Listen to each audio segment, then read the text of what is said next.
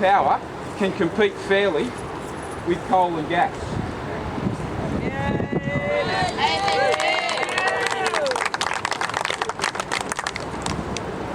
So that's the rationale, that's why we're here. There's also a reason for it to be today.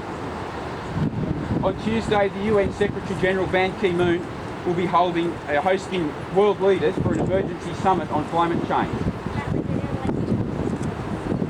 Throughout this weekend, across the whole world, there'll be major events in large cities and smaller events in places like this and in small seaside towns in places like New Zealand, Otago, Palmerston, Wellington, everything from tree planting to photo shoots to mass rallies. Ban Ki-moon himself intends to join the rally in New York.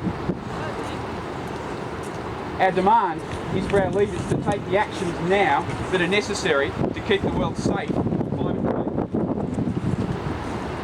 We the people need to stand up. We need to stand up in our communities. We need to organise, to build power, to confront the power of the fossil fuel lobbies, and to move our world towards a just, safe and peaceful future.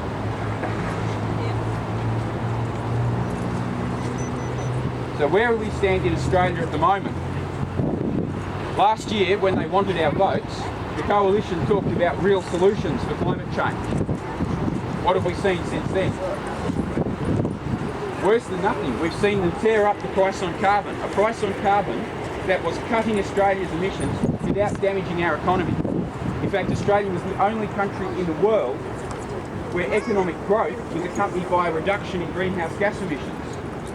So our policies here showed the way for the whole world to beat this problem.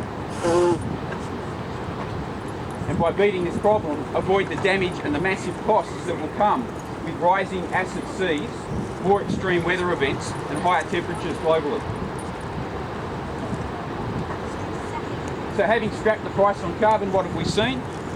In just weeks since that price disappeared, our greenhouse gas emissions have risen significantly. This has happened because electricity from dirty coal-fired power plants has replaced electricity from solar, wind and hydro in the grid.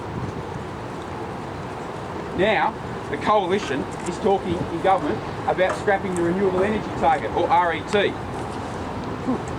The RET forces power companies to source some of their energy from renewable sources. Because these sources like wind and solar are very cheap, even the government's own review panel admits that the RET helps keep wholesale power prices low. So what's really going on here?